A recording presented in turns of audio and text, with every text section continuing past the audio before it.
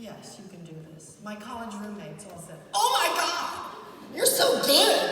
And I didn't know that if they were just blowing smoke like you did in the introduction, if they were really telling the truth, you know, so I just... Mine was secondhand smoke.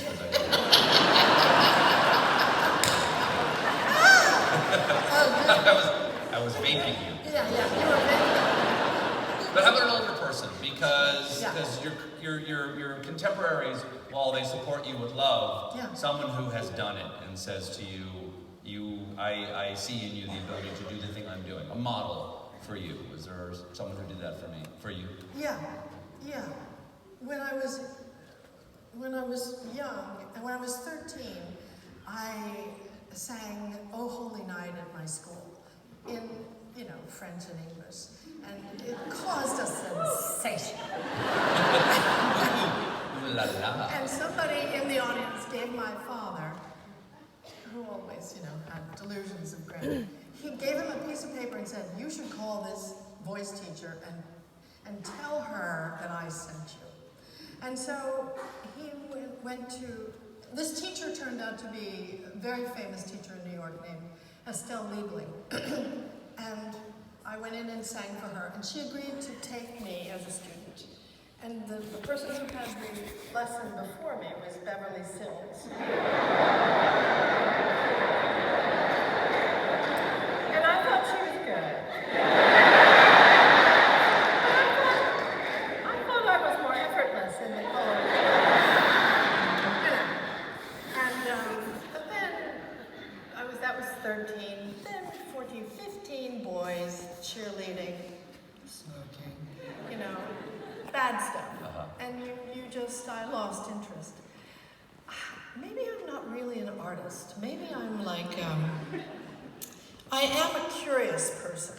And I'm very interested in finding out more about people. And there is no greater job than the one I have to do that.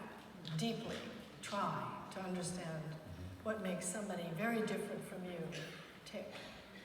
And what it feels like to be them. And so I sort of stumbled into this, I think. Did you imagine film, or did you imagine theater? Oh no, there was, so. Can I make you a drink while you're thinking? Yeah, please do, because my train of thought gets lost so quickly.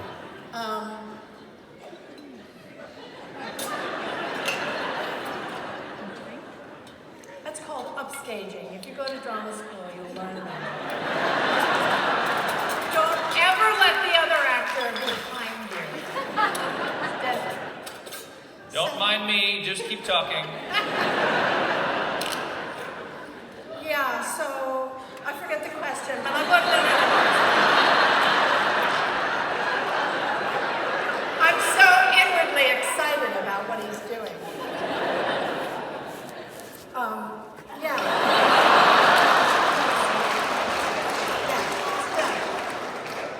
How dry do you take your martini? Very dry.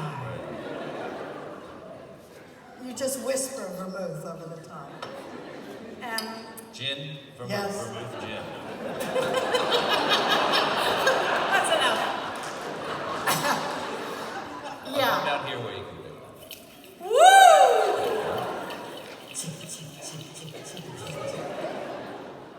Yeah, so what was the question?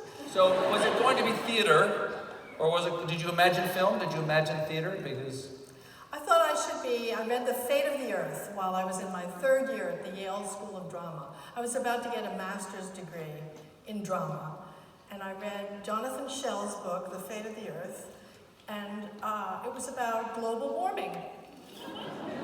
In And nuclear war, and nuclear freeze, a freezing Earth after a nuclear event.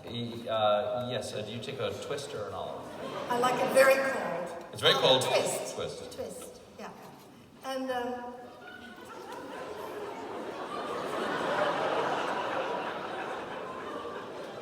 oh, wow.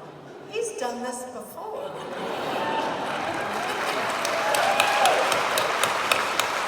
Oh, that's cold enough for it. That's cold enough Cheers, for sir. Cheers. So,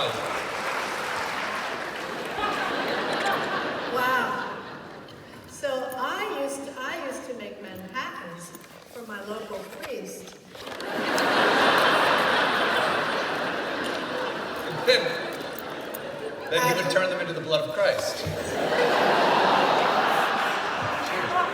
At lunch. At lunch? 2 of them, every day. That's when I was waiting on tables at the old mill inn. That's a different one. Yeah. Wow. So you were a waiter, you know. I was a waiter for many years. I was a waiter for 5 years. In college, busing and dishing and all that kind of stuff. And then 5 years out of college, waiting tables while I was waiting for somebody to notice whether I had any talent. You know, for the collective consciousness of entertainment to decide whether I deserved to be employed. You know, let's create my little talent together and put the front of them in an audition, and they go, "Thank you, please go." Okay, so you're going to be. I don't even know what I asked you at this point. No, I don't either. The question was theater or film. Did you think you were going to be a theater actress? Because some people go in and say, no, I'm theater, I'm not going to do film, or I want to be on the silver screen. There was no way that I was going to be a film actor. Never. No, that was not even an option. Because it was too big, or because it Because my nose was too big. I've just seen Stars Born, and I'm so related to that. It's so true. You could have played that part. Oh, you could have played that part. No way. Yes. Nobody but Gaga. Can you believe that's his first film that he's directed? Bradley Cooper? That almost makes me mad. When you meet somebody and they're so good the first time they do something, they go, the rest of us had to work a long time. Yes. It's so breezily shot. It's so self-assured. And it's not like actor shot, where many actors who make the transition to directing, there's too much, they give the actors too much air. But he... What do you mean by that? They don't cut the stuff. They don't cut it as brutally as you need to move a story. To them, the character is more interesting than the forward movement of the story, of the narrative. The movie is the thing. Yes. You're helping, but the movie's the thing. The movie's got to keep going. And Bradley is, he shot that so, he gave himself the stuff that he needed to give himself, but then he'd move off. I loved how in the scene with the drag queens, you could barely hear what the two principals are saying, and the drag queens are so loud. But it's just so backstage and so exactly what it's like, and kept it moving. He would be on his own back a lot. I like that. He just made you in the thing. You were in the thing. Brilliant.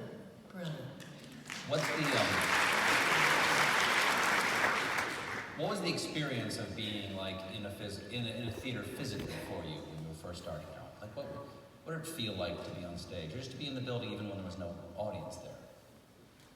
Well, back in Berners High School, when I did Marion, the librarian in the thing, this didn't answer that question because that was the first time really I'd been in a play at all, and outside of 5th grade, and I learned all the songs and I did and my mother made all my costumes, and we did the show. My brother played the little boy. Gary, Indiana, not Louisiana, Paris, New York, around. Yeah, he played that. And he was so cute. And everybody laughed and loved him when he was on stage. But I was, Marion the librarian. And I thought I got through it. And at the end, everybody stood up. And when I came out, and I thought, what happened? Is there something wrong in the theater? I really had that feeling. I had no idea. And then I realized, it's for me.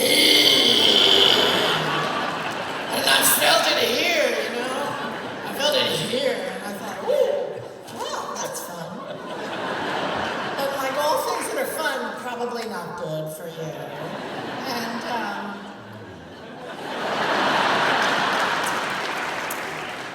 but I just thought, woo! But I didn't think it was a serious thing to do, you know, to make people have this reaction. And also, as I said, nobody I knew. People were focused on other things in terms of what they were going to do with their lives.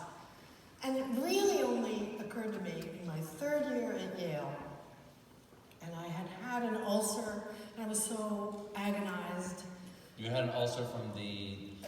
Because at that time, this is not how the drama school works now.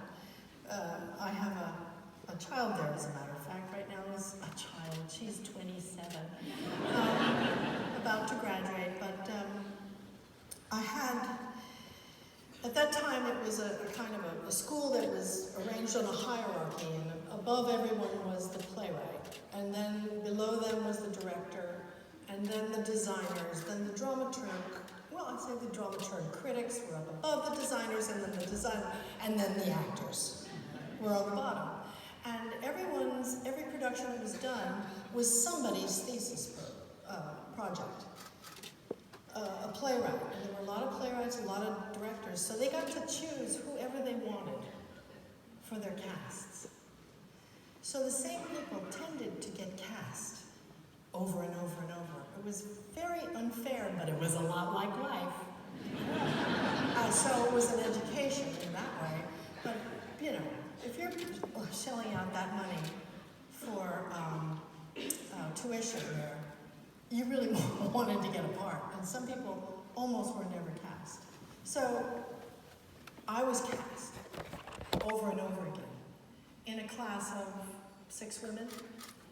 And it made me feel sick.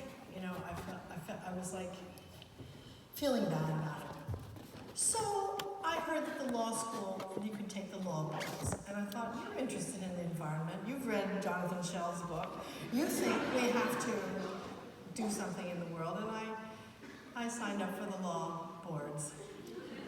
And Having studied the law. not at all.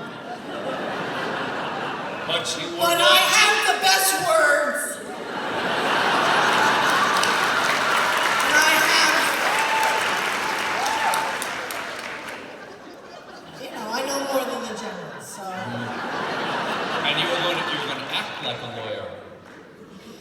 No, I'm smart. You don't need to, and by the way, you don't need to know anything about the law not the law boards, the SATs, to get into law school. Oh, okay. I was going to apply to law school. No, not the boards. Yeah. So I was going to apply to law school, and they had the nicest looking men over there, too. So I thought, you know, 2 birds.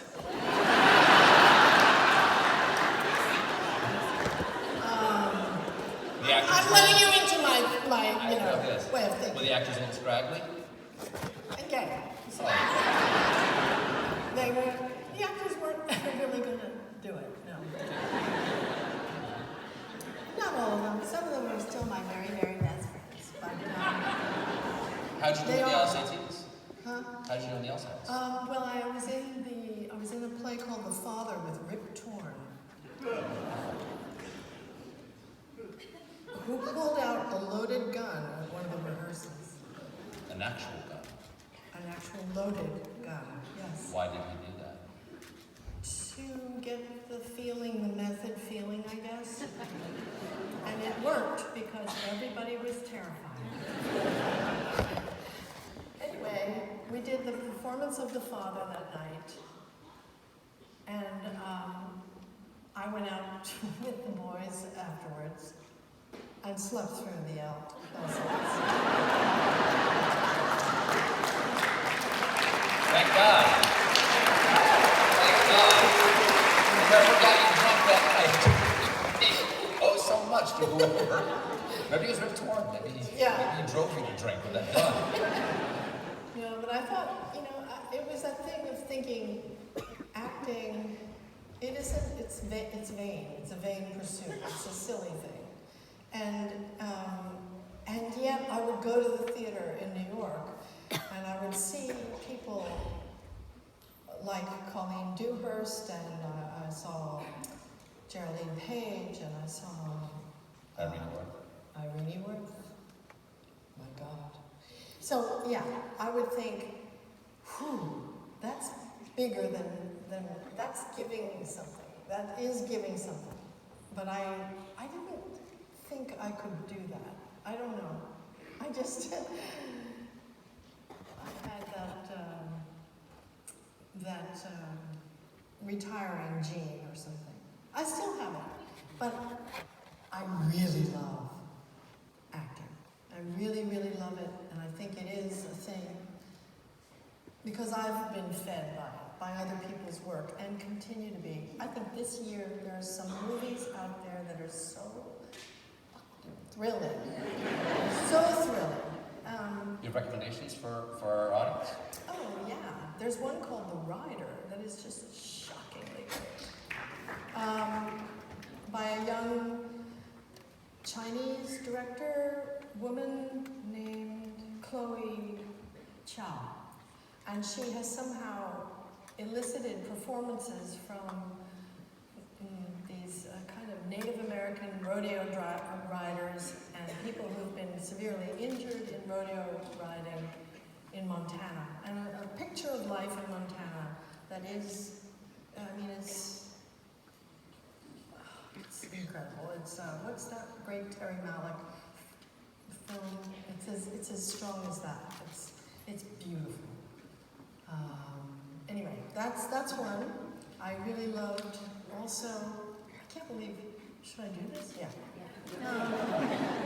Because I'm going to leave out the films that my friends are in and then I'm going to hear about it.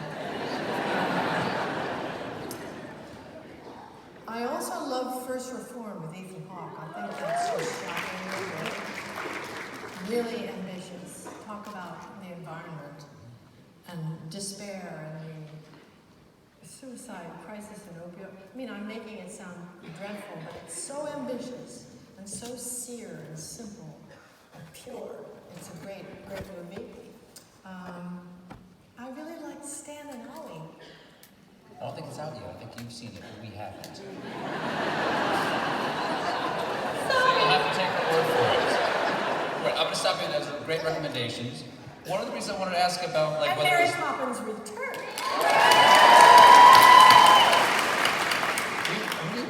Can you say who you play in that, or is it a secret? No, I play Mary Poppins' cousin. Oh, are you also vaguely magical? I'm very screwed up. I'm a very screwed up character. But it's, she's very tolerant of me, and she needs something from me, so of course she's nice to me. But it's fun. It's really, the movie is just great. I mean, I don't say this about all my movies, but this is not my movie. This is Emily Blunt and Lynn. Oh my God, Miranda. Yeah. I mean, this movie is so great. These children are beautiful. It's like a little tiny gift to America at Christmas. When you first did a film, I thought, we talked backstage briefly, I thought your first film was The Deer Hunter, and the 40th anniversary of that is next Saturday.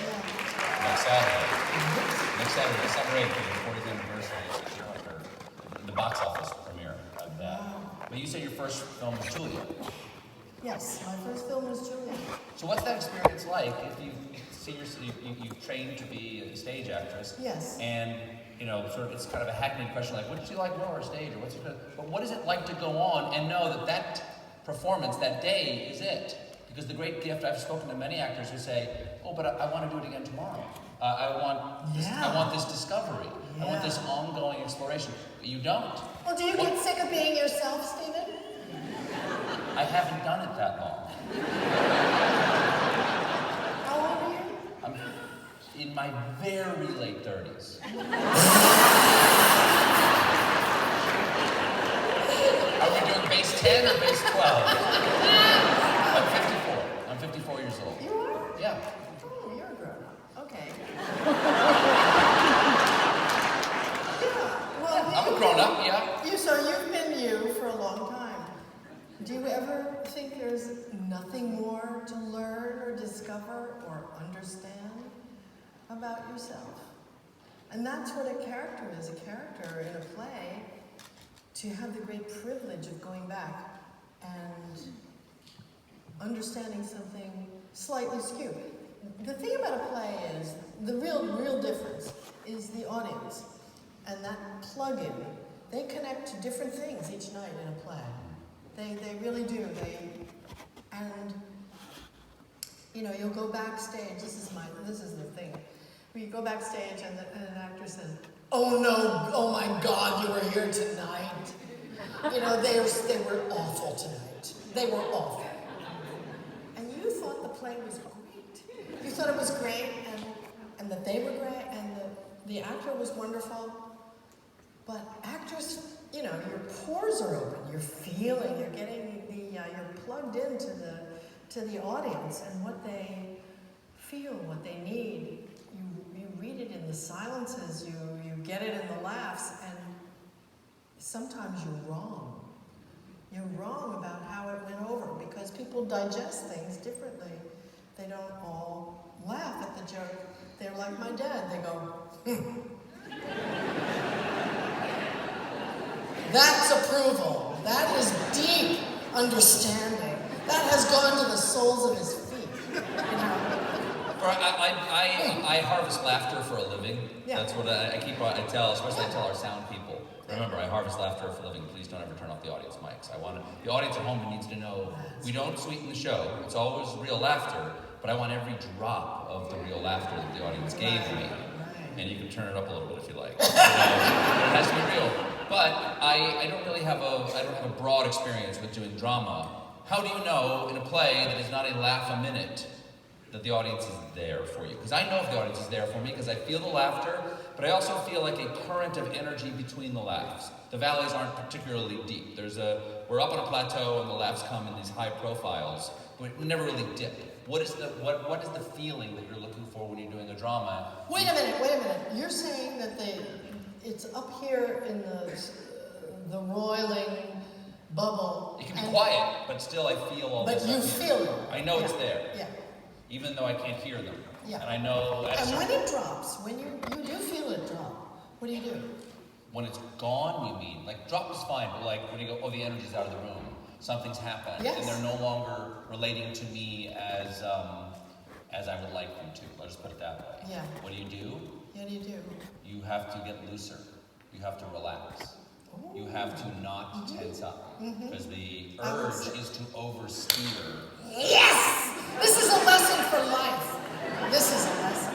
The urge is to oversteer. That's right. And then you're lost. Oh. Because then you don't really feel them at all. You're feeling your own grip on the wheel. That's Absolutely. all you feel. Absolutely. So when you're doing a drama, when you don't really have, I mean, like I saw you in Seagull in the park. Well, that's got a lot of laughs in it, which people don't really realize about Chekhov. There are a lot of laughs in it. But if you're in something, and you were fantastic. When you were telling Trigorin to stay, I almost leapt over the 2 rows in front of me and said, "I'll stay." But we didn't know each other at the time. We didn't like that very much.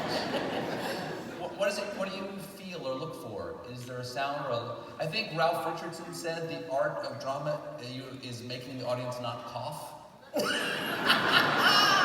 Yes, well that is a great thing. Yeah. That everybody coughs, especially, in winter, there's always a lot of coughs. But when the nude scene happens, a pin drops. You cannot hear a thing in the theater. Every time, every night. Whenever something that attaches to people in ways that the amygdala, it's the lizard brain. When you hit that, hit the truth of something really just deeply emotional, where the brain isn't going, she looks older, or all the stuff that people bring into the theater. When you just go, when my first play in New York was, oh my God, I was right out of the drama school, and I had an audition with the biggest producer-director in the city, a man named Joe Pack. And he was a great mentor to me, but before I knew him, I was performing in a bunch of plays in a playwrights festival at the Eugene O'Neill homestead in Waterford, Connecticut, which is about a 2.5-hour train ride. And I had this very important audition in New York because I'd passed, this is such a, I have to write a book because it's too long to tell the story. You do have to write a book. No. That'll never happen. Too many gaps. But I came down to New York and I was 1.5 hours late for an audition. That's really late. And so I remember coming down to the Public Theater and summer, hot in New York, sweating. The thing that I put on 3.5 hours before in Waterford, Connecticut, drenched, wet hair. I looked like, I don't know, the wreck of the Hesperus. I came down Lafayette Street, and there he was, out on the sidewalk, in a white linen suit, the casting director going,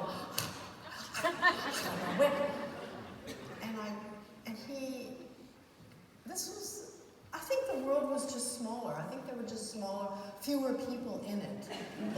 That's part of why I had this trajectory. For some reason, he waited. I did the audition. I got the part. At Lincoln Center. My first play was at Lincoln Center. I mean, it's incredible. What's the play? It was called Trelawney of the Wells, and it was with Mary Beth Hurt, Mandy Patinkin, John Lithgow, Walter Abel, Aileen McMahon, Michael Tucker, and Sasha von Schirler. I'm sure I'm leaving people out, but it's a backstage drama, a creepy old 19th century backstage drama that's adorable. It is completely adorable. And so anyway, that was my first play in New York, and I came on stage. I was the first person to go on the stage, which is really hard in a play. You hear all of you out there, and suddenly it goes,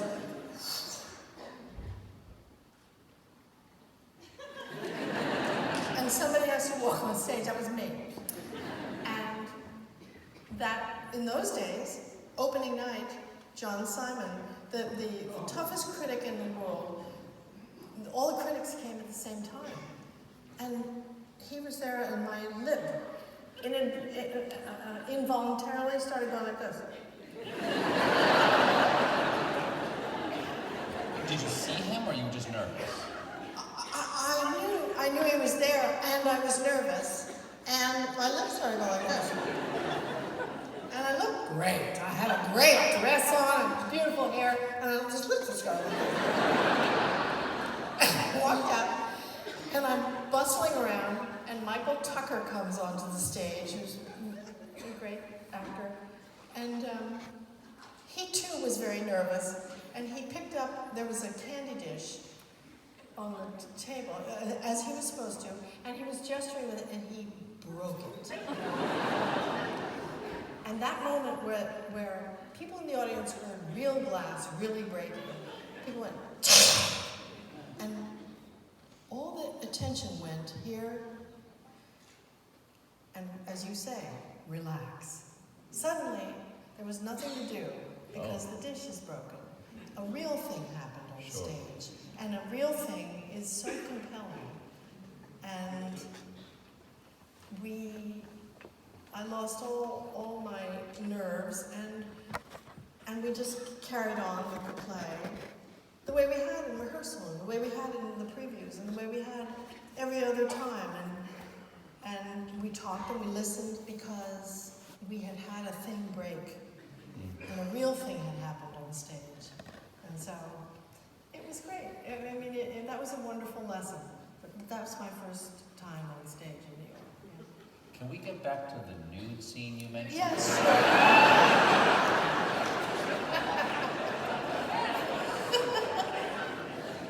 What was your first nude scene? Never. You've never did a nude scene? Yes, I did. And I did. Do you often lie? Not on stage, I'm not lying. I didn't do a nude scene on stage. I did it in the movies. And I thought, this is great. I'm gonna get a massage for, one whole scene. So what? I'm nude, I don't care. And I had the towel over my ass and, I was lying on my stomach and the guy was gonna come in and we have this whole scene and I'm talking to him like this. Well, I didn't realize that for matching, the guy who was doing the massage would have to stay on just my right shoulder and my right side the whole time, and I would return like this for 6 hours. Long scene, and in the olden days it was film, and it took longer. They set the lights in for the coverage, and I'm like this the whole day. The next day I went. I couldn't, move my neck. It was the worst thing in my life, but yeah. So I do the line, no more nude scenes. I have yet to get to my first question.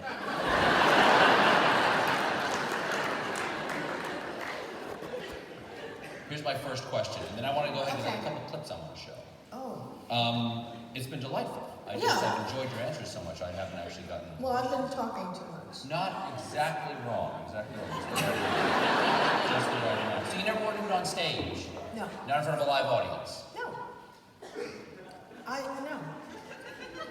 It's never too late. It's never too late. We can make some music. How many singles do you have? Okay, so when you first did a film, did you want to do that scene the second time? I guess that's the question I was asking before. Is like, did you want to do that scene the second time? And then you can't. And what do you do with that feeling? Because you then I don't get it's on great. the shot It's that. just like a second take is like another night at the theater. You get to try another whole way. And I love to give a director a lot of choices because you never know. You never know. The whole thing is you can't plan anything, by the way, in life or on stage or in the movies. You can get ready to do something. You can work on understanding the circumstances that led your character to be where they are. But you can't plan anything because you don't know what the other person is going to do until they do it. Until they look in their eyes and they have a reaction that you never in your wildest dreams anticipated. So even a script is improvised. Live. It's living, absolutely. You have you ever been offered a role that you said no to that turned out to be a very famous role? Like, for instance, there are famous examples of James Caan was offered Han Solo and he said no. Sean Connery was offered Gandalf and he said no. What's the James Caan couldn't have been Han Solo of Meryl Streep's career? Oh, well. What's the thing that you said, I People want to are do that? too young to probably remember this, but there was a film called Sweet Dreams that Jessica Lange did. And she did it better than any human being could possibly do it. She was great, but I was pissed off. Because this was the director of the French Lieutenant's Woman, Carol Rice, a great English. He wrote the book on editing, actually, that is still studied. He was such a, he did Morgan and lots of movies that no one has seen. But he was directing Sweet Dreams, which is a Patsy Cline story. And I thought, I sing? I can, I love Patsy Cline. I can do a credible, Southern accent. And he said, I found this gal, I think she's wonderful, Jessica Lange, and Jessica Lange also got a role that I had gone up for in King Kong that I did not really want. Oh, you were going to be the Fay Wray part? No, Her, yes. Yeah, she plays the... Yes, she yeah. plays that part. Yeah. But his son was going to the theater a lot, and he had seen me and brought me to his father, Dino De Laurentiis, who was the producer. And Dino De Laurentiis, I've told this story 100 times, but Dino De Laurentiis said,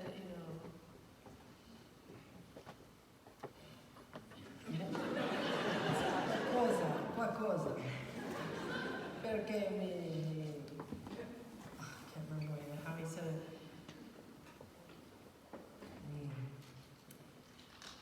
Perché mi porta la brutta? Why do you bring me this ugly thing? And so, at that time, I was fresh out of Vassar, and I'd studied Italian 1 and 2. I knew what he was saying, and I said, mi dispiace che no, that I don't please you, no. Anyway, and he went. But Jessica got the job. So when Jessica got Sweet Dreams, I said to Carol, I'm going to England to make plenty, and the least you can do is give me your house. And he did. And then so I lived in Carol Rice's house while he made Sweet Dreams with Jessica. So it worked out. You've become a meme several times over. You are a reference online. We're going to watch a little something right here. There is a line that you say in Devil Wears Prada. It's sort of a throwaway line. Yeah. Writing Miranda Priestley. And the line is, why is no one ready? And are you familiar with this performance and why is no one ready? Let's just see. Listen, we've got a little bit of the setup and then the actual line itself. Let's see the performance of the line. Why is no one ready? Because you're trying to set up. There's a show that's about to go on, and everything should be ready for you to see before you walk into the room, and no one's ready. It's just baffling to me. Why is it so impossible to put together a decent run-through? You people have had hours and hours to prepare. Where are the belts for this strap? Why is no one ready? Well, I don't work for you, and that puts an ice chip in my heart. The comedian Louis Vertel put it best when he tweeted, I'd like a reality show where 50 actors get one shot to nail Meryl Streep's delivery of Why Is No One Ready from The Devil Wears Prada. Episodes would end with the host turning to the camera and saying, 50 failures, we'll try again next week. One of my writers gave it a stab. Her name is Ariel Dumas, and I think it would make her very happy if I could show it to you. Would you mind giving your judgment of this performance? This is Ariel Dumas, one of my writers. Why is no one ready?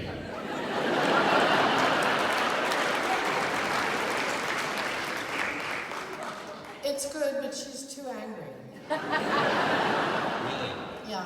What's going on with Miranda at that moment? Too much edge. Miranda she skates a little higher. It's Mike Nichols on the set when he would direct a film, and he would kill you with his sarcasm. He would say, oh my God. He was meanest when he was sweetest. What do you mean? He would say, Meryl, how can I live this way?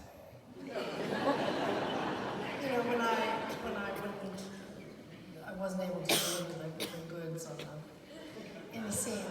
But he was, I was totally copying Nichols there, by the way. That was it. But don't you have that feeling yourself? Why is no one ready? Why is no one prepared? Why don't people come prepared? That drives me crazy. I work hard. I get ready. I come to the job. There have been times when I'm ready to rehearse my show, because we do 5 shows a week, 202 a year. Yeah. And I come down always late, I always come down late to rehearsal because I'm hanging out with my glam squad, getting it pretty. Yeah. And I have to Takes feel a pretty. long I have time. to feel pretty before I go on stage, obviously. And I walk down, and if I get down there and they're still not ready, even though I'm late, I have half-jokingly said, "Why is no one ready?" Okay, I've got another clip here. I'd like you to give me a little insight on. You have a lovely singing voice. As you said, you wanted to be a singer when you were younger. I think every so often, when you go sing in a part, I think even though you've done it so many times and so successfully, I think you sometimes surprise people. And they go, "Oh, she can really sing." I don't know. I always feel like no one has heard me actually sing. They've heard a character sing, so they've heard a version of what it is. What's the closest to you singing that you've heard? Oh, there's a lullaby album that was put out in the 80s that I remember we did for a benefit. And that's probably closest to me. And that voice is, by the way, a voice my children really don't want to hear at home. I mean, I don't know about you, but when you sing out loud at home, it's... Yeah, no, I'm not encouraged. Not encouraged. There you go. Well, you played Florence Foster Jenkins, and famously the world's worst opera singer. Yeah. And I'd like to play. This is an aria. Florence is doing the Queen of the Night. Yes. From Zapflaut, and let's watch a little bit of the map. This should wake them up.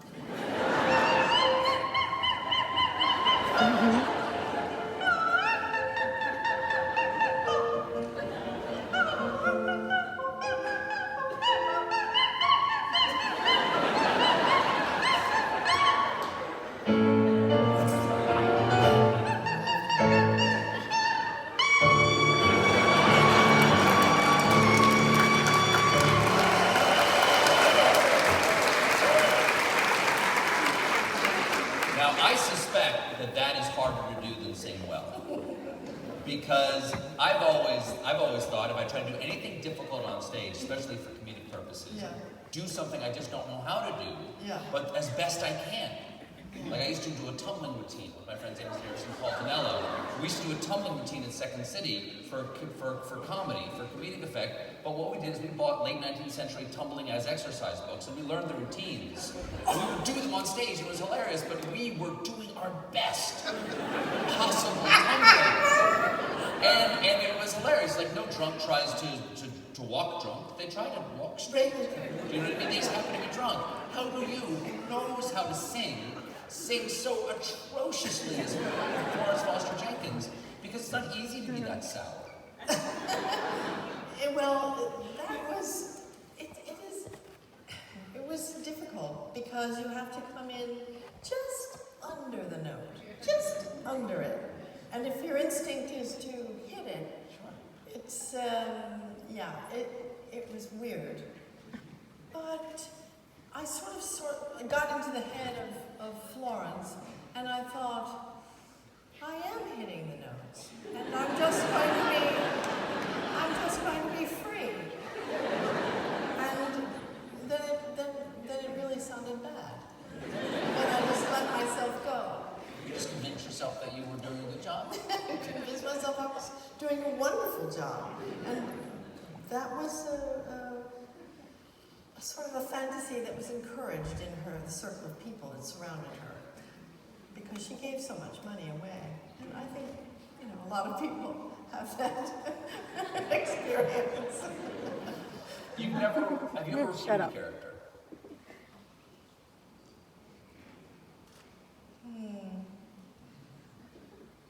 Not consciously, although, people will identify your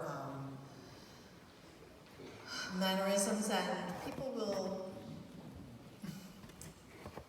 identify for you the things that are repeated. And when that is pointed out to me, it's valuable. It's great to have a great critic that says... Such as?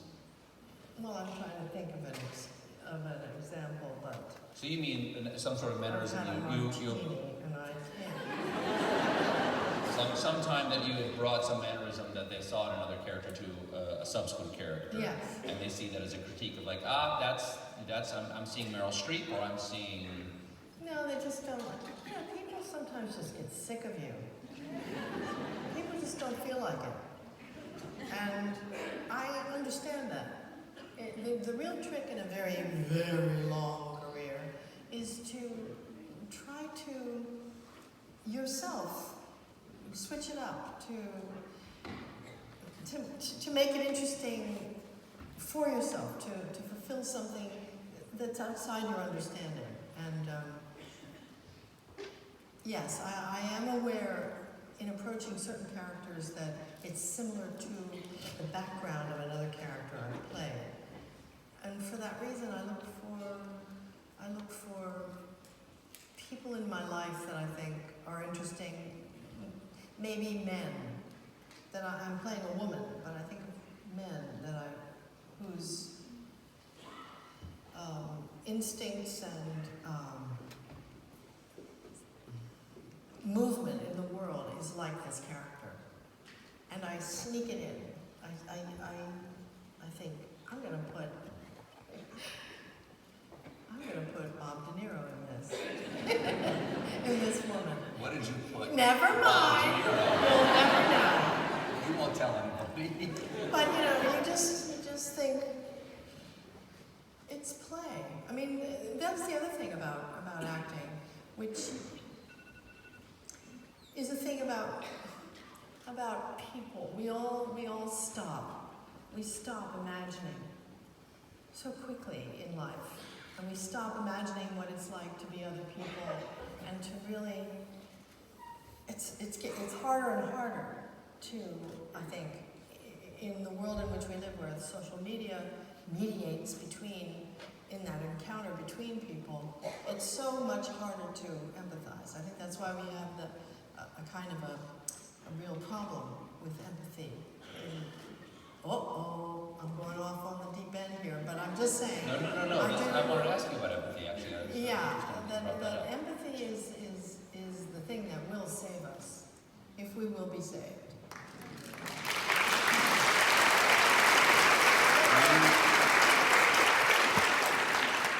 I had imagined, one of the questions I have somewhere in here is about empathy, and I assume to be able to find something that the audience can identify with in a character that we're not necessarily initially introduced to as sympathetic. For instance, Joanna Kramer, in Kramer versus Kramer. By the end of it, you don't have a hero of that story between the two of them necessarily. And certainly Miranda Priestley, as I said before, that's a character you go, that was not introduced as a sympathetic character at the beginning, but now I understand something more of an interior life. That takes an enormous amount of empathy to be able to find that in the character and to share that with the audience, in recognition that this is a human trait that we can all understand. Do you have to turn that off, ever? Like in science fiction movies where the psychic goes into a crowd and they wish they couldn't have the psychic ability because they're reading everybody's mind? Absolutely. Do you have to turn that empathy off? Absolutely. Because if you have it on all the time... If your jumper cables are hooked up to everything. It's not great. I mean, it's not great. Because you can go so quickly into despair. If you feel someone else's pain, really, it's hard to climb out. That's what I think. And I think the act of empathy, I think the greatest invention of the last 2,000 years is forgiveness. And the ability we have to forgive. And the people that have led the way are Mandela, Martin Luther King. That idea. It's actors are natural empaths. They have to. It's part of the job description.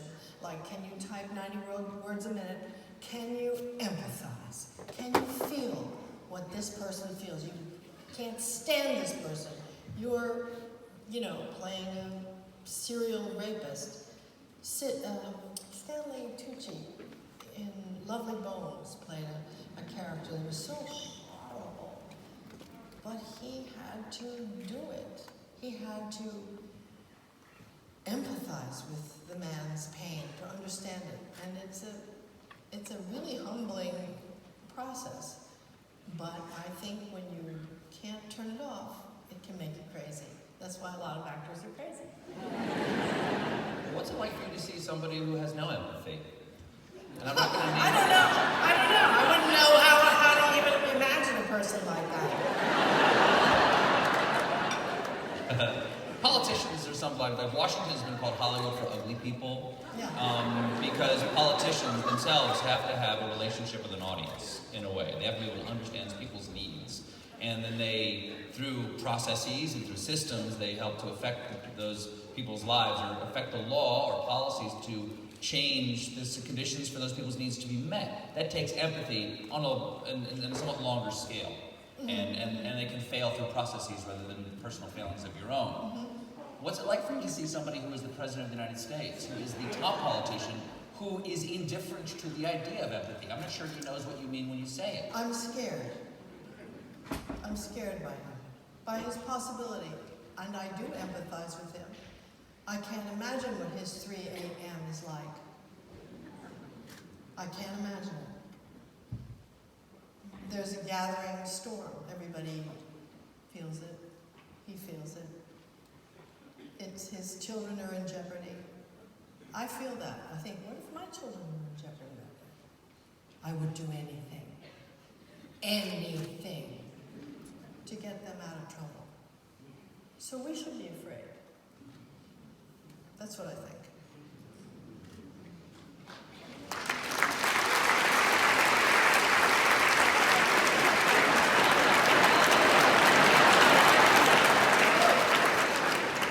We're going to take questions in just a moment here.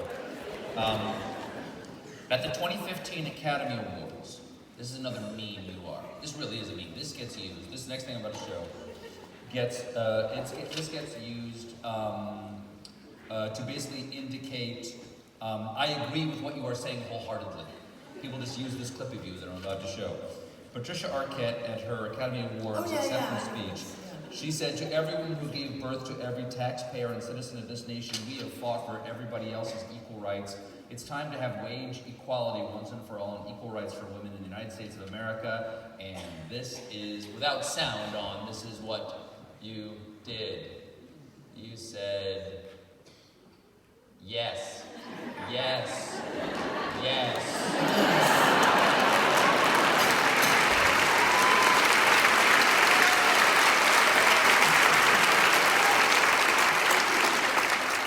That's my Meryl Streep impression, by the way.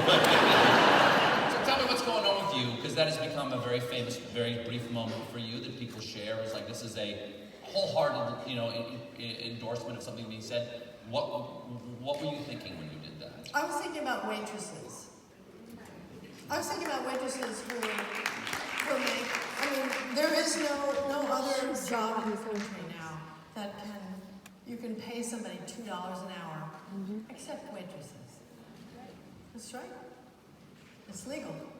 And it was written into law. There is a kind of a minimum wage, except for waitresses, because they get tips, supposedly. And some of them are good and some of them are bad, and some people work in shitty places. Okay. But, where people that they're serving don't have the money to give them anything than what the hamburger costs. But I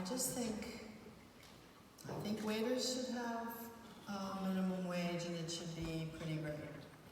Do you know Noel Coward's "Why Must the Show Go On"? Do you know the song? No. Why must the show go on? Why not announce the closing night of it? The public seems to hate the sight of it, dear, and so why we should undergo this terrible strain we'll never know. Why kick your legs while draining the dregs of sorrow's bitter cup? Because you have read some idiot has said the curtain must stay up. I'd like to know why the star takes bows, having just come from burying her spouse. And one of the lines is when I think of miners and waiters and diners. The theory, the query forever remains. That's the intro to the Noel Coward song. When people ever say like, "Oh, it must have been a hard day for you," and I go, "Oh, when I think of miners and waiters and diners." Were you ever a waiter? And what was it like for you to be a waiter? Were you an empathetic waiter?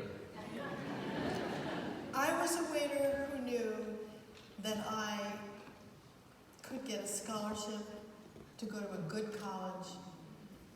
Who knew that, and when I was waiting on tables, I was waiting on tables because I was paying my way. But I knew that wasn't what I was going to do. The thing I learned most was from the women who were waiters, and that's what they were going to be. You know, that's what they were going to be. And that's when I really developed my Jones for, you know, equal pay and commensurate to the work that you're doing. Is there a character you wish you could go back to? I'd like to do that one again. People are all about sequels in this country. And I know you're not in the Marvel Cinematic Universe, but is there... Everything was perfect already. What is that?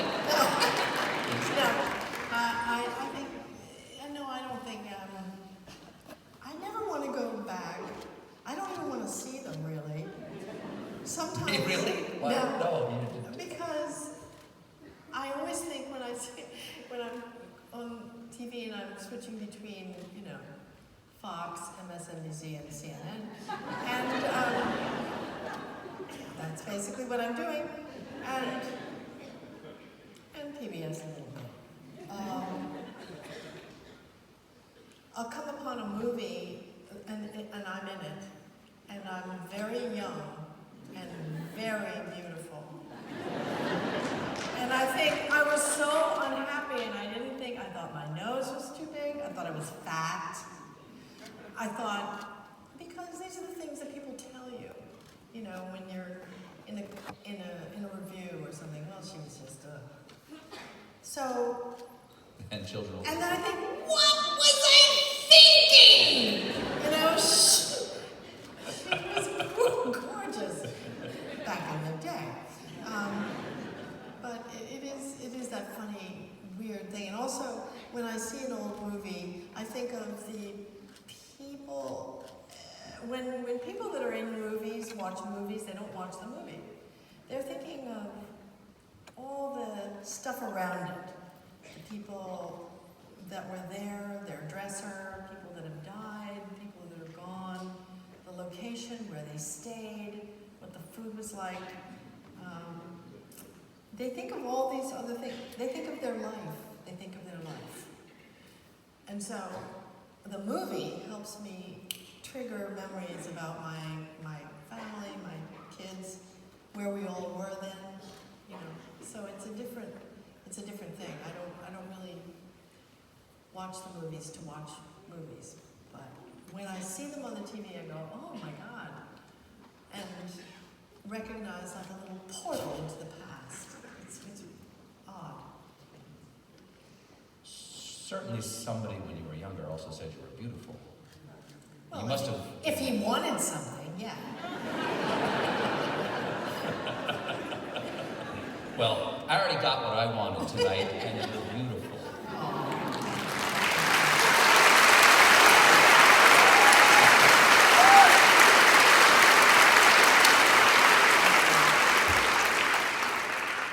I think we have time for some questions from the audience. Yeah. Let's take some questions. Before we get started, I am ready. I have a couple of our special guests here to ask a question. Our Charity Buzz winner was afforded the privilege of asking the first question tonight for their incredibly generous donation. So please welcome Dr. Johnny Hahn, who's here with us tonight to ask the first question of the evening. Dr. Johnny Hahn.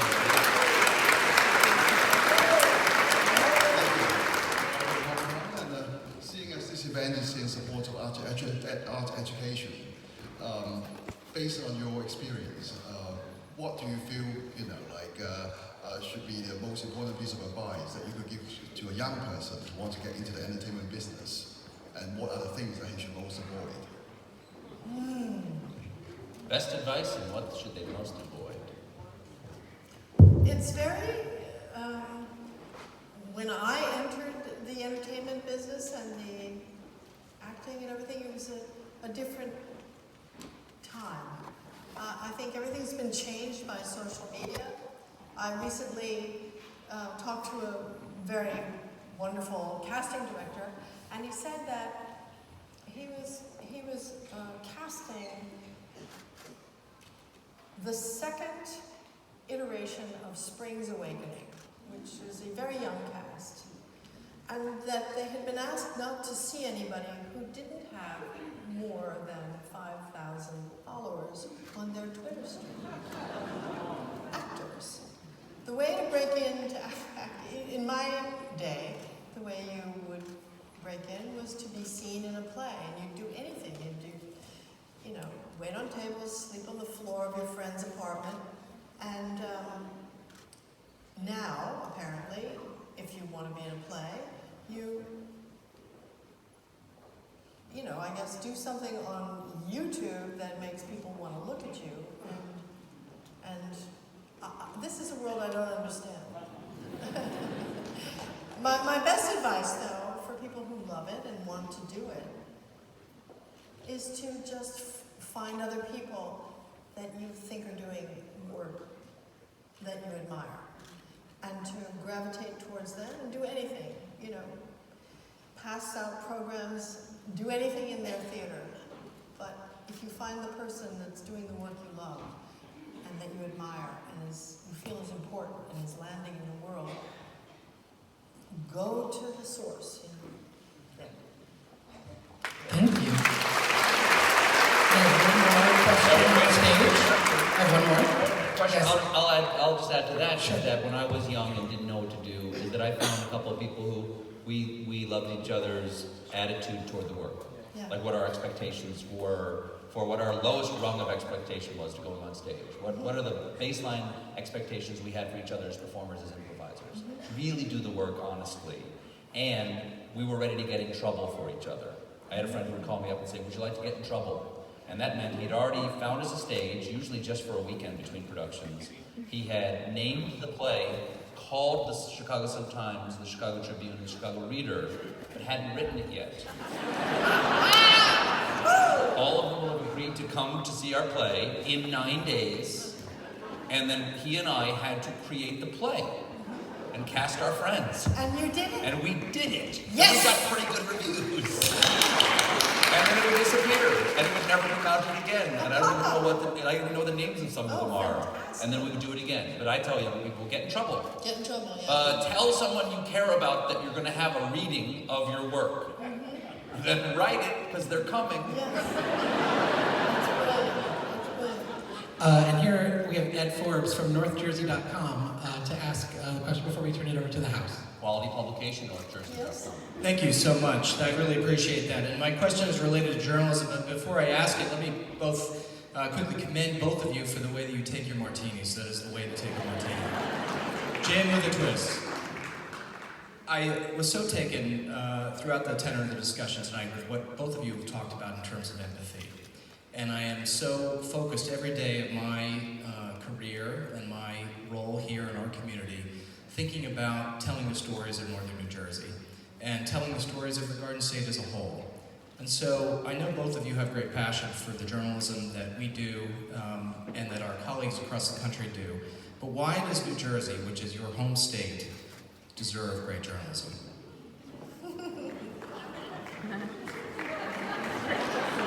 Well, forgive me, but New Jersey doesn't deserve any better journalism than Connecticut, or New York, or California, or Indiana, or any place. We're all in this boat together. But it is, I do feel that journalism, oh boy, these people. I talked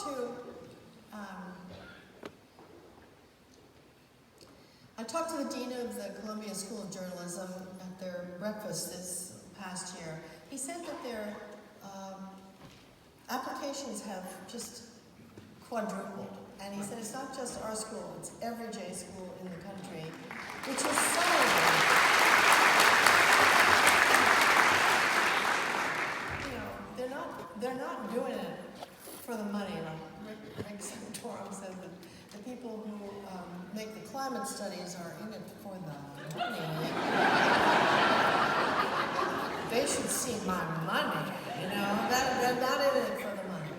They're in it for what's right, what's real, what's pure, what needs to be done. And we have to protect these journalists. was a brilliant thing on when Nick Confessori who's a great reporter, and there was that high five at the G20 with MBS Murder by Sound. Yeah, and Putin. And people were saying, oh, it's just so ridiculous, it's so ridiculous. And he said, when I see that, I see two men who murder journalists. And you can't forget these people put their lives on the line. And standing right behind them, walking in the door when that moment happened, was our president who defends their murders. The answer I would give would be, I would second what she said and just say that it's so important to do local journalism. Because local journalism is what people often know. We have increasingly a national story, and people get consumed in the national story, which ends up being far more divisive because it's at a distance. And I was able to speak to the former First Lady Michelle Obama last night. I said this to some people earlier this evening. And she said, one thing that you learn when you go around the country is that it's hard to hate up close. And when we know each other in our communities, we are less likely to hate each other. It's easier in isolation. Isolation leads to ignorance, and ignorance leads to fear. Yeah, I sound like Yoda, but ignorance leads to fear. And national stories tend to break into red and blue camps and tend to increase our isolation. Yeah, but Stephen, up close really have a very powerful emotion. You can. You can, but you're in it. You can't get out of it. That's right. Right. And that's But we don't have local news, we can pretend like we're not in a community, but you always are. Yes. Thank you. Bravo. Thank you.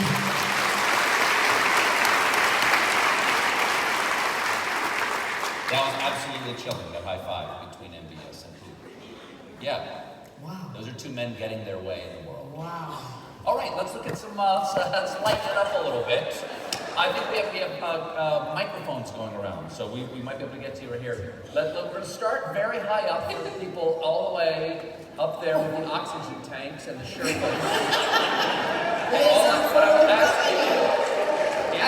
We're up in the fourth to your left, all the way in the back row. Your left or my left? Your left. Over here. Okay, great. So what's your question?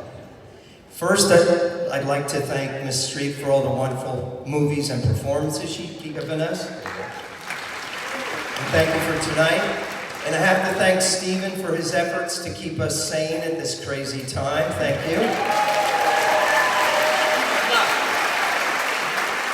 Ms. Streep, in thinking about your roles, has there been anything that stands out as particularly challenging and also particularly satisfying? Yeah. It's like picking between children. You don't really do it. I have some things that were less satisfying, maybe. Some of the more technical things like, what's the one, She-Devil? Or Death Becomes Her. Death Becomes Her had a lot of green screen and special effects, which is so tedious and boring, it's horrible. But I like the movie. It's about plastic surgery and, it's sort of a documentary on...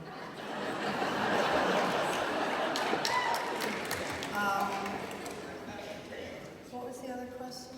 Was a particular, you kind of answered it. Yeah. I think you answered it. Yeah. I have a follow-up though. Okay, The follow-up is, you've learned so many things for individual characters.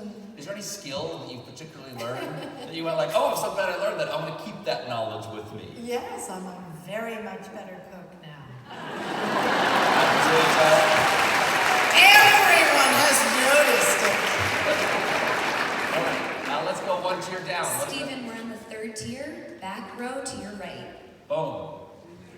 Hey, I just wanted to ask Meryl about the role you played when you played Maggie Thatcher. You played the leader of a nation. In my memory, that's the only time you've played the leader of a nation. And could you just talk about that? That's one of my favorite performances of yours, and I think there may be some chilling parallels perhaps to a leader who is certainly all right, but perhaps is doing a great deal of damage.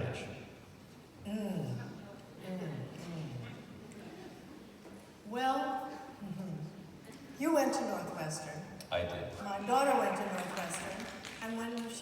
there. I went to visit her one day and she said, Margaret Thatcher's talking at some hall. I said, we're going. And that was the only time I'd ever seen her in person. She had already been diagnosed with dementia. And she was due to speak for 45 minutes. She spoke for 2.5 hours, so cogently, so incredibly. This was her impaired. That I had to say when I approached this role, first of all, you have to understand, the UK, I mean, to be a woman politician in the United Kingdom at that time, it was almost absolutely impossible. And that she would be able to get the power that she had and work it to ends that maybe I wouldn't agree with, but certain things. I went on the Huckabee show once to publicize the Iron Lady. Mike Huckabee. Yeah. Yeah. Huckabee. And I went because, you know, she is a hero to the right.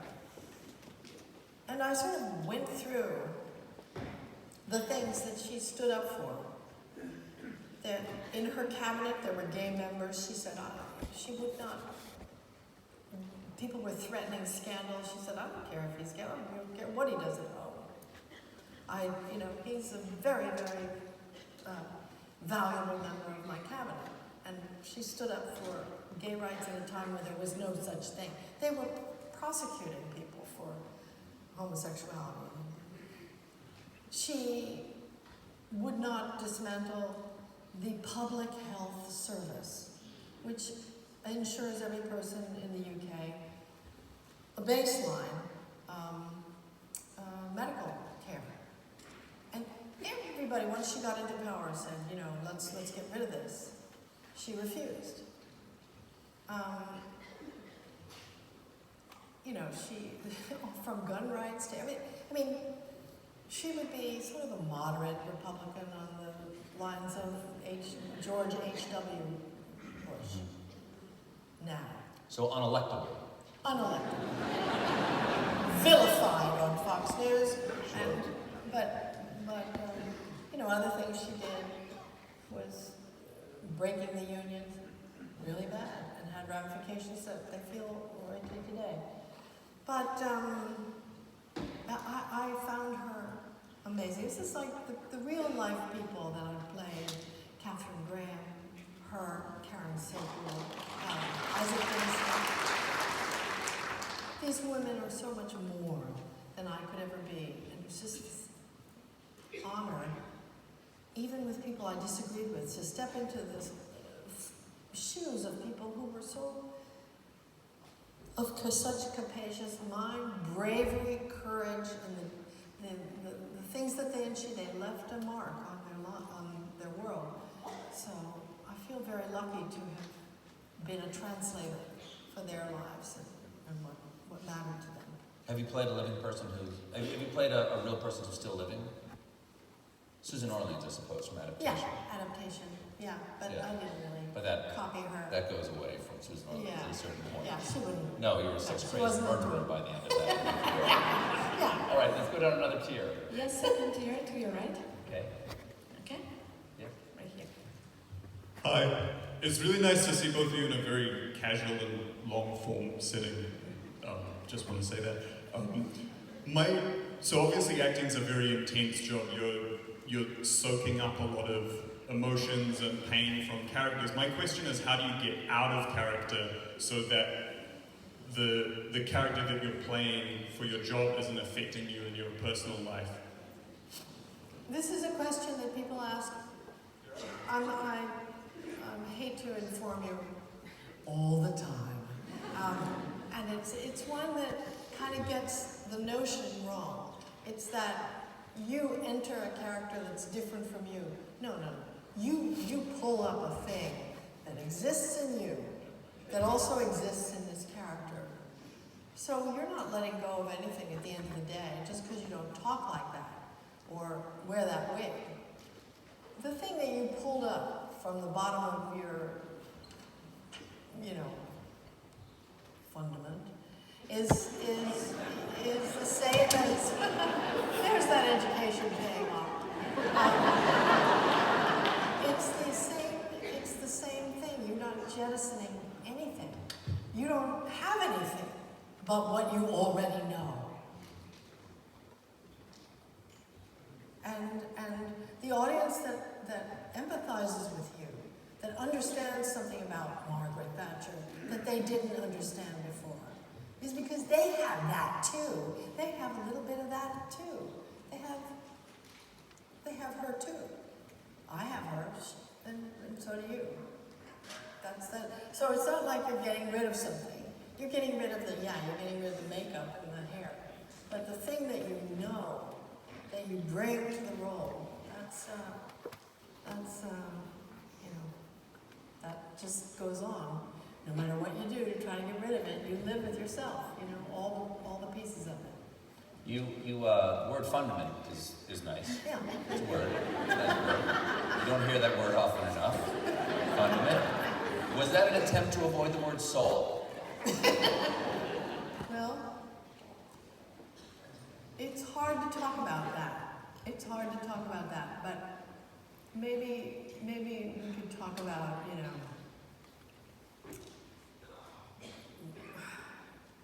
what's the other one? Not Freud, the other one. Jung. So you talk about that, the shared thing, the shared gestalt, right? The thing we all have. That's mysterious. That's the mysterious part of acting. Music, that's in music. It's in poetry. It's in the things that might not ever make a living, but it's what makes life worth living, is where we connect. And so yeah, the act of empathy, that's the whole deal. And we've had political leaders who have that. And we need it. We want it. We want someone to embody the compassionate soul. We just do. FDR said that the presidency was essentially a moral position.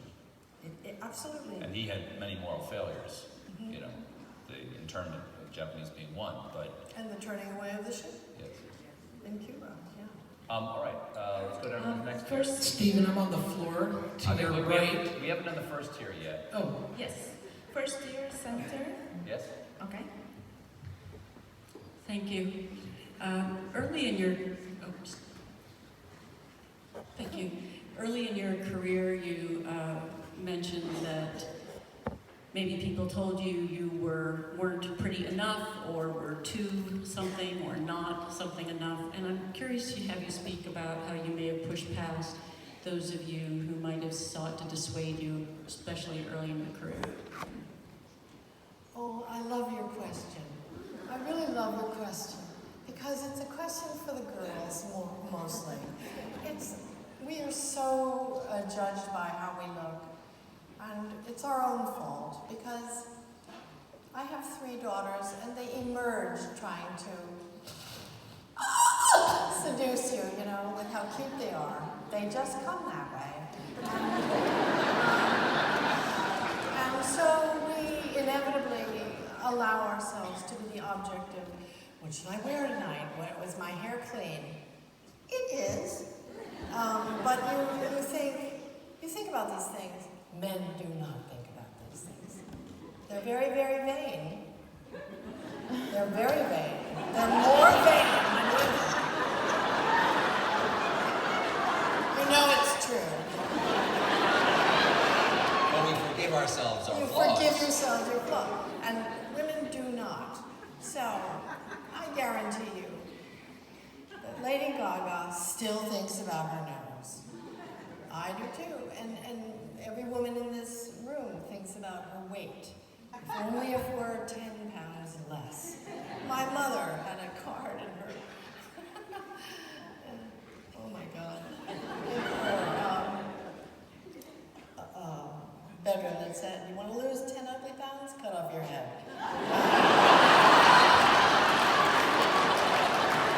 But we fixate on this. And so to me, the great gift of my life was when I was 3. And I couldn't see anything, and they took me, and I had to have glasses. I wore glasses like this for a long time, because I didn't like it on my right ear. I liked it on my left ear, but I didn't like it on my right ear.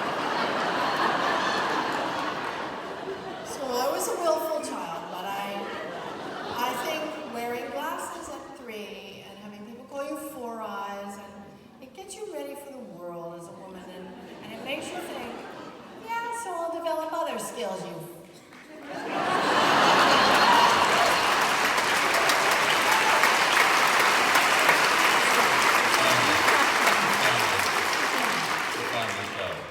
Tom, I heard you. Yep, sorry, here on your right.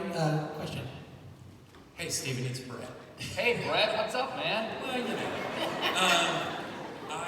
I need to correct something that you said earlier, Meryl, is that you said you were beautiful back in the day. You're beautiful right this minute.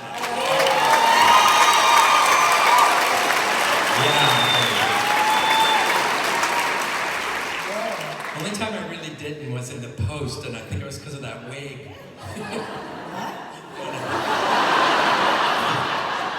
You reminded him of his mom. It reminded him of you. But I was interested because I know you were in the Frogs, in the Yale pool. Oh my God, yeah. And I think that was the only stage version of the Frogs. Yeah. And then all those years later, you did Into the Woods. Yeah. So, what was it like to do the Frogs, A? And then did you and... Let me tell you, the Frogs was an adaptation of Aristophanes' The Frogs, with music by Stephen Sondheim. And it was performed in the Yale pool by members of the Yale swim team. Do you think I was not auditioning for that show? Everybody at the drama school was just like, oh my God, get me in there. Because they had these little Speedos, you know. And that was the attraction for everyone involved in that production. Not just me. Who directed that? Bert Sheveloff.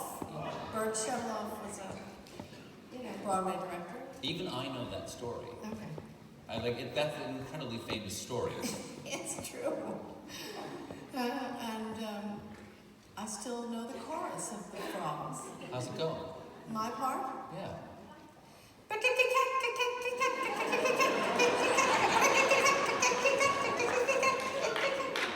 That's true. Yeah, It's not, I dim the lights, I dream about you. It's not that, but it's good. I was in company and at Lincoln Center, and it's almost as hard as that because Bobby, baby, you might as well be Bobby, baby, Bobby, sweetie, Bobby. You just want to kill yourself. Did you sing it with Sondheim there when you were performing? Yes. What was it like to have him in the audience and you're going, and it's Sondheim, it's America Shakespeare right there. But I was just a member of the chorus, Okay. so it didn't matter. He was not looking at me.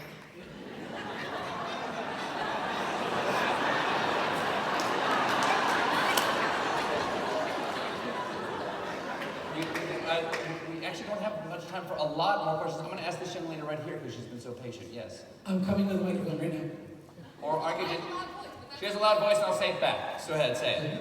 What's your question? I'm racing. He is the wind. Hi. So to cut a long, boring story short, I had brain surgery last year. And in trying to become myself again, I very often look to you, not necessarily your characters, although they are often an inspiration, but to you, just from the you I see in interviews and things like that. So, but I'm sure I'm not the only young woman who looks up to you in that way.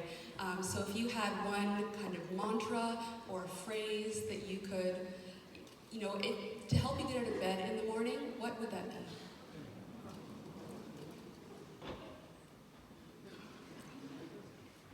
I'm so glad you will.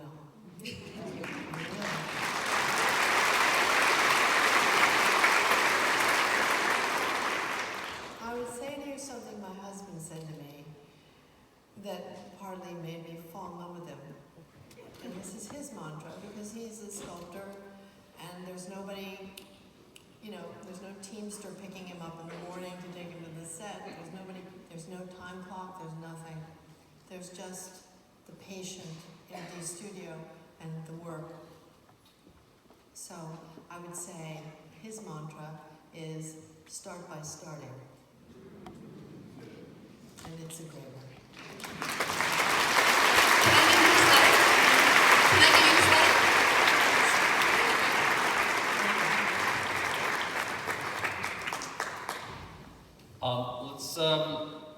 We got time for maybe two more.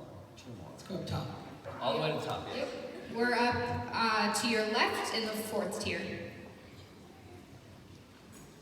Meryl Streep, over 23 years ago. I met with you in your trailer when you were filming a scene from Marvin's Room at Greystone Park Psychiatric Hospital. And that day, in your trailer, I had the privilege of meeting a man named J. Roy Helland. And after that time, whenever my husband and I saw you in a movie, we waited patiently as the credits rolled, and we gave, obviously, great applause to the Meryl Streep, but also to Mr. Helland. I think he's been a very special man in your life, and I'm wondering if you would be willing to tell this audience what role he has played for you. Thank you. That's my long-term hair and makeup designer colleague that I met in Trelawney of the Wells at Lincoln Center, my first play in New York. So we've worked together for 45 years. Chiefly, he's an irritant.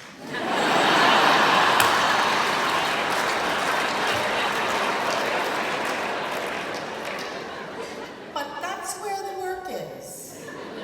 With somebody who says, no, you don't want to do that. And he's a great, we've been on a long journey. He's very adventurous and doesn't care. This is to the other question about, not feeling beautiful or something, which was a gift to me because I could fool around with my image. I could play with it. I could play very old people when I was younger. I could play men in the Angels in America. Mike let me play a rabbi. I could screw around with how I looked, which to me was like a political act, actually, to say it's not always going to attract your lust or your interest or your, anything to do with ingratiation. It's, the woman in Cry in the Dark, which is The Dingo Ate My Baby, which is the better known title. That woman is a real woman, and she's a living woman. And she had a really horrible life. But part of what Roy and I, this is where his genius comes in, what we decided was the Australian audience at home on the news decided that she was guilty. And a lot of it had to do with her eyebrows, because they went down like this. They just naturally did. They just looked mean. Where people who have eyebrows that look like this, look like Liv Ullmann, they look beautiful, innocent, vulnerable. But they're not, we make decisions on the way people look. And so we wanted to point that up and make it part of the thing. People who don't behave in what your grief is supposed to look like. First of all, nobody knows what grief is unless they've had it. And it doesn't look like anything except your grief. It doesn't look like anybody else's. It can be dry-eyed for years, but it is real. And so the gift of not being cast as a bombshell early in my life, when I sort of was one, was the greatest thing that ever happened to me, because I could be a character actor in a leading role, and Roy helped me do it. I'm going to stop us right there. I'm going to start right there and say the last question for myself. First, I'd like to say thank you so much for being here. Thank you so much.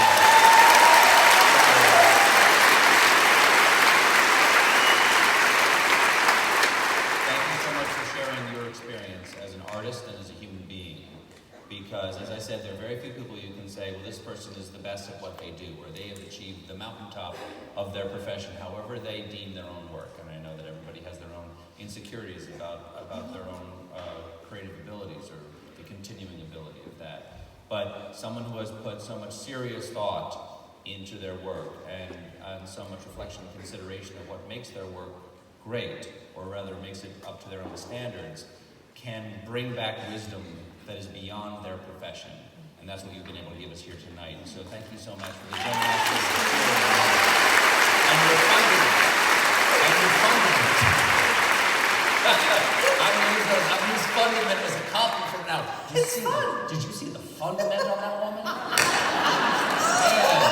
that girl's got fundament. Now, you've played a lot of people. You've played a lot of people, real and imagined people, and I was very lucky to do one film with Nora Ephron, Bewitched, and she was very nice to me, and she was very sweet, and some other day I'll tell those stories. But I actually was there the night you got your Kennedy Center honor.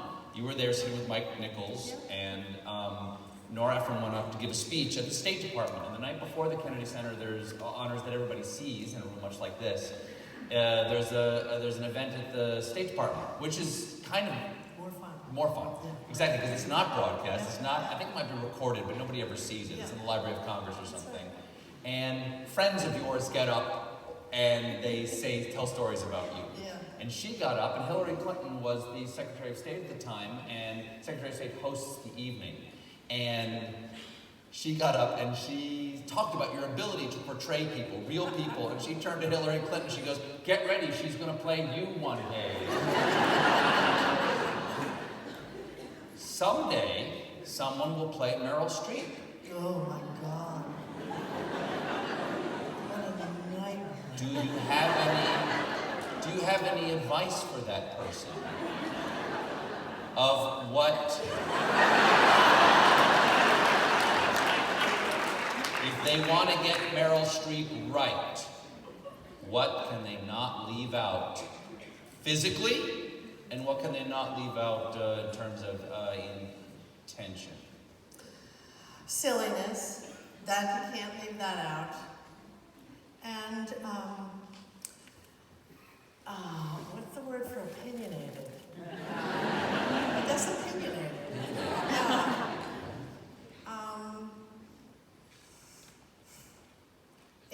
Yeah. I had a friend in drama school who was my roommate. A very nice boy. He was the best friend of my boyfriend when I went to Yale. So my boyfriend said, "Oh, Johnny's going to go to Yale too. You guys could room together." So because he's got this great place. So he had a great place on Worcester Square in a sea captain's house in New Haven. I don't know how he scored this thing. And he had the living room, which was a great parlor room, and then there was a tiny kitchen, and then there was a porch. A porch that was about, half the size of this rug. That was my room. And Johnny, oh my God, why am I telling this story?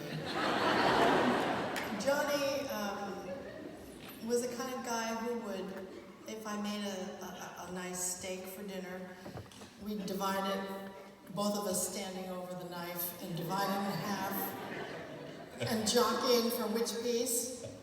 And then we'd talk about school and everything, and I'd leave the last, you know how you leave the little tenderloin in the center? Yeah, I'd leave that, I was at the, you know, sort of apogee of my story, and he would reach over with his fork and, yeah, I have no idea why I started this. Absolutely not. I think you have to cut me off. So whoever's playing Meryl Streep needs to know that occasionally her stories go nowhere.